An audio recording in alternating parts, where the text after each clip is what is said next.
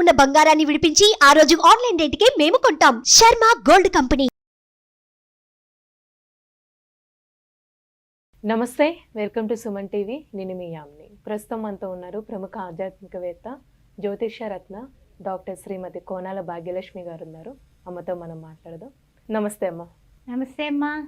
అమ్మ, ఏప్రిల్ నెలలో అసలు వృషభ రాశి వారికి ఏ విధంగా ఉంటుందమ్మా? అంటే ఈ రాశి వారికి సంబంధించిన పరిహారాలు కూడా తెలియచేయండి. ఓం గంగణపతే నమః. శుక్లాంబరధరం విష్ణుం శశివర్ణం చతుర్భుజం ప్రసన్నవదనం ధ్యాయే సర్వ విఘ్నోపశాంతయే. ఓం గంగణపతే నమః. శ్రీమాత్రే నమః. ముఖ్యంగా ఈ 1/4/2024 34/2024 ఏ విధంగా ఉండబోతోంది ద్వాదశ రాశుల వారికి అనే విషయాన్ని ఇప్పుడు ఒక్కసారి మనం పరిశీలిద్దాం. 2వ తారీఖున బుధుడు వక్రంలోకి వెళుతున్నాడు. అదేవిధంగా చూసినట్లయితే 10వ తారీఖున మీనరాశిలోకి వెళ్తున్నాడు మళ్ళీ బుధుడు. అది ఆ విధంగా బుధగ్రహ సంచారం ఆ విధంగా ఉంది. 14వ తారీఖున రవి మేషరాశిలోకి వెళ్ళబోతున్నాడు. 24వ తారీఖున మీనరాశిలోకి కుజుడు ప్రవేశించబోతున్నాడు కుంభం నుంచి. 25వ తారీఖున శుక్రుడు తను ఉన్నటువంటి మీనరాశి నుంచి మేషంలోకి ప్రయాణం చేయబోతున్నాడు. ఇది ఈ యొక్క ద్వాదశ రాశుల్లోని గ్రహ సంచారం యొక్క ప్రయాణాలు, విశేషమైనటువంటి ప్రయాణాలు ఇవి. సరే, ద్వాదశ రాశుల వారికి ఏ విధంగా ఉండబోతుంది అనే విషయాన్ని ఇప్పుడు మనం పరిగణలోకి తీసుకుందాం. వృషభ రాశి వారికి స్వాగతం. ఏ విధంగా ఉండబోతోంది ఏప్రిల్ మాసంలో అనే విషయాన్ని మనం ఇప్పుడు పరిశీలిద్దాం. ముఖ్యంగా చూసినట్లయితే వీరికి 5th హౌస్లో కేతు ఉండడం, అదేవిధంగా షష్టమ, సప్తమ, అష్టమంలో చంద్ర సంచారం వల్ల కొంచెం మానసికమైనటువంటి నలుగుడైతే ఉంటుంది అని చెప్పొచ్చు స్టార్టింగ్లోనే. తర్వాత ఏం కాదు మా, స్టార్టింగ్లోనే చంద్రుడు ఏముంది, 2 రోజులకు ఒక చోట మారుతాడు కాబట్టి కాస్త మానసికమైనటువంటి చికాకులు ఉంటాయి. అయినప్పటికీ పర్వాలేదు. తర్వాత చూసినట్లయితే కనుక 10th హౌస్లో శని కుజులు ఉండడం, అందువల్ల దూసుకుపోవాలి, స్పీడప్ అవుతారు. తర్వాత 11th హౌస్లో రవి, రాహువు, శుక్రుడు, ఆ విధంగా కూడా బాగానే ఉంది. అయినప్పటికీ కూడా 12th హౌస్లో గురు బుధులు ఉండడం వల్ల ఈ యొక్క కృత్తిక 2, 3, 4 పదాలు, తర్వాత చూసినట్లయితే రోహిణి, ఆ తర్వాత మృగశిర, ప్రథమ, ద్వితీయ, వీరందరికీ కూడా కొన్ని విషయాల్లో తెలివితేటలుగా ఉన్నప్పటికీ బుధుడు వక్రగతిన పోబోతున్నాడు కదా, అందువలన కాస్తంత ఆలోచనలు, కాస్త స్తంభన అనేది ఉంటుంది. బుధుడు ఎప్పుడైతే వక్రంలోకి వెళ్ళాడో 2వ తారీఖున మీ ఉదగ్రహం వలన వీళ్ళకి ఆలోచనలు కొంచెం అటు ఇటుగానే ఉంటాయి. ఆ విషయంలో ఏమీ బెంగపెట్టుకోవాల్సిన అవసరం లేదు, కానీ కాస్త ఆచితూచి అడుగులు వేయడమే చెప్పదగిన సూచన. తర్వాత విషయానికి వచ్చినట్లయితే కనుక బంధుమిత్రులు రాకపోకల వల్ల చాలా సంతోషంగా, ఆనందంగా, ఉల్లాసంగా, ఉత్సాహంగా గడిపినటువంటి వీళ్ళు ఇప్పుడు ఈ నెల ప్రారంభం నుంచి కూడా కొంచెం కొన్ని పరోక్షకంగా శత్రువులు, అంటే మానసికమైనటువంటి స్ట్రగుల్ అన్నాను కదా, పరోక్షమైనటువంటి శత్రువులు అలజడులు కలుగుతాయి. అంటే ఏమిటి, మాటలతో కొంతమంది, అంటే నువ్వు పలానా రోజున నేను అట్టు పెట్టాను, నువ్వు పలానా రోజున బూరు పెడతానన్నో పెట్టావా, అట్లాంటి దెప్పుళ్ళు అనమాట. ఇదంతా దెప్పుళ్ళు కార్యక్రమం అయితే గట్టిగా ఉంటుంది. విమర్శించడానికి రెడీగా కాచుకుని ఉంటారు. దాని వలన మనస్తాపం మీకు కలుగుతుంది. అంతకన్నా ఇంకేం లేదు. మీరు ఉద్యోగాల్లో ఉన్నా, వ్యాపారంలో ఉన్నా, తర్వాత ఏదైనా సరే అంటే వృత్తులు కానీ, వ్యవసాయదారులు కానీ, యంత్రాల దగ్గర పనిచేసే వాళ్ళు కానీ కొంచెం మాటలు తగ్గించి ఎదుటి వాళ్ళ నోరుకి మనం ఎప్పుడు కూడా కాస్త మౌనం వహించడమే మంచిది. ఆ ఒక్క జాగ్రత్త మీరు తీసుకుంటే చాలా బాగుంటుంది. అయితే ఇంకొక విషయం ఏంటంటే కనుక విద్యార్థులారు మంచి ప్రయోజనాలు మీ ముందు ఉన్నాయి. మంచి దివ్యమైన భవిష్యత్తు ఉంది, బంగారు భవిష్యత్తు. చదవడం చాలా ఎక్సలెంట్గా చదువుతున్నారు.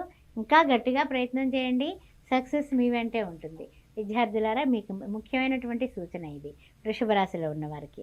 తర్వాత విషయానికి వచ్చినట్లయితే కనుక నెలంతా కూడా కుజ, శుక్ర, బుధులు అనుకూలంగా ఉన్నారు. ఆ తర్వాత చూసినట్లయితే రవి కూడా అనుకూలుడే, అంటే 12th హౌస్లోకి రాబోతున్నాడు. వచ్చిన తర్వాత చిన్న అనారోగ్య సమస్యలు వస్తాయి కాబట్టి ముందు నుంచి మీరు చేయాల్సింది ఏమిటంటే సూర్య నమస్కారాలు చేసుకోవడం. ఆ తర్వాత ఇంకా ముఖ్యంగా ఏమిటంటే కనుక కొన్ని విషయాల్లో మీరు వేగవంతంగా పనులు అవుతున్నాయనేసి ఆనందంలో మునిగిపోతారు. అబ్బా, ఇదివరకటి కంటే స్పీడ్ అందుకుందే, ఈ నెల బాగుంది నాకు అనే ఆనందంలో కూడా మీరు ఉంటారు. కానీ ఏంటంటే కొంచెము ఉగాది తర్వాత మార్పులు చేర్పులు ఎక్సలెంట్.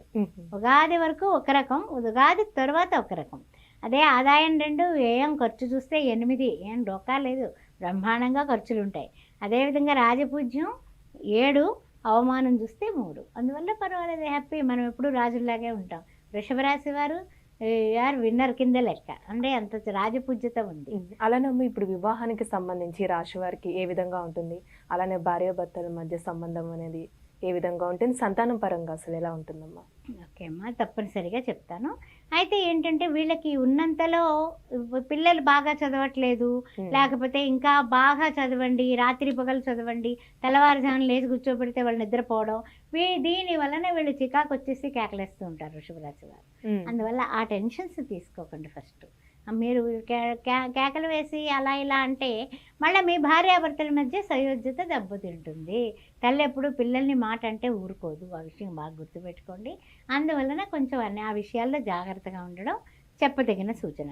తర్వాత విషయానికి వచ్చినట్లయితే కనుక కొన్ని విషయాల్లో మీ సొంత నిర్ణయాలు వ్యాపారంలో కానీ, తర్వాత ఆర్థిక విషయాల్లో కానీ మీ యొక్క సొంత నిర్ణయాలు మీకు బాగా ఉపయుక్తంగా ఉంటాయి. ఆ విషయం గుర్తుపెట్టుకోండి. ఆర్థికంగా ఏ విధమైనటువంటి ఇబ్బందులు ఏం లేవు. ఉగాది తర్వాత అంతా బాగుంది.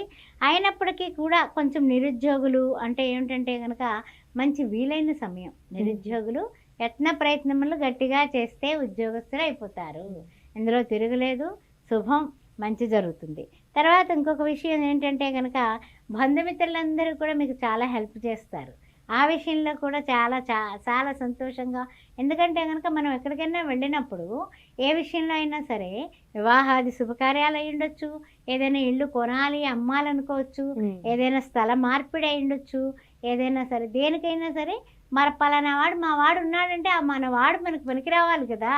మన వాడు ఉన్నాడని మనం అనుకుంటే గొప్ప కాదు. వాడు అక్కడ నిలబడి మనకి హెల్ప్ చేస్తే వాడు మనవాడు, లేదా వాడు పరాయి వాడు. అది మనం గుర్తుపెట్టుకోవాలి. అలాంటి పరిస్థితి మీకు వస్తుంది. మీ వాళ్ళందరూ మీకోసం నిలబడతారు. చక్కగా దిగ్విజయంగా ఈ మంత్ అంతా కూడా సంతోషంగా ఆనందంగా ఉంటారు. చిన్న చిన్న జాగ్రత్తలు తీసుకుంటే అన్ని విధాల యోగ్యతగా ఉంటుంది. ఆర్థికంగా ఏమీ పర్వాలేదు, బాగుంటుంది. అందువలన మీరు చేయాల్సినటువంటి ఏ విధమైనటువంటి పరిహారాలు చేసుకోవాలనే విషయాన్ని ఇప్పుడు ఒక్కసారి చెప్దాం. అంటే పరిహారాలు అంటూ నెలంతా చేసుకోవాలమ్మా వీళ్ళు? పరిహారాలంటేనమ్మా ఒకటే గుర్తుపెట్టుకోండి. వృషభ రాశి వారికి చూస్తే కనుక బుధుడు వక్రగతిన మళ్ళీ ఉండడం, ఆ తర్వాత గురువు ఏమో 12th హౌస్లో ఉండడం వల్ల గురువుకి సంబంధించి గురువారాలు చేసుకోవడం. గురువారం నాడు తప్పనిసరిగా మనకి ఎవరికైనా సరే పేదవాళ్ళకి కాస్త అన్నదానం చేయడం. గురువారం నాడు చలివేంద్రానికి మజ్జిగకి డబ్బు కట్టడం. అలాగే ఈ నెలంతా కూడా పసుపు రంగు వస్త్రాలు ఎవరికైనా సరే, చిన్నపిల్లలకైనా సరే కొనివ్వడం. బాబా దర్శనం గురువారం నాడు తప్పనిసరిగా చేసుకోవడం. అన్నదానానికి డబ్బు కట్టడం. ఇలాంటి మంచి పనులు చేస్తే ఈ నెల మీకు తిరుగులేదండి. అద్భుత. తర్వాత సూర్య నమస్కారాలు అలాగా చేస్తారు కదా. రవి, మిత్ర, సూర్య, ఖగ, భాను, పూష, హిరణ్య గర్భ, మరీచ, ఆదిత్య, సవిత్ర, అర్క, భాస్కరేభ్యో నమః. ఈ 12 నామాలతోటి చెయ్యండి. ఆరోగ్యం వచ్చేస్తుంది. అన్ని రకాలుగా ఆరోగ్యం బాగుంది.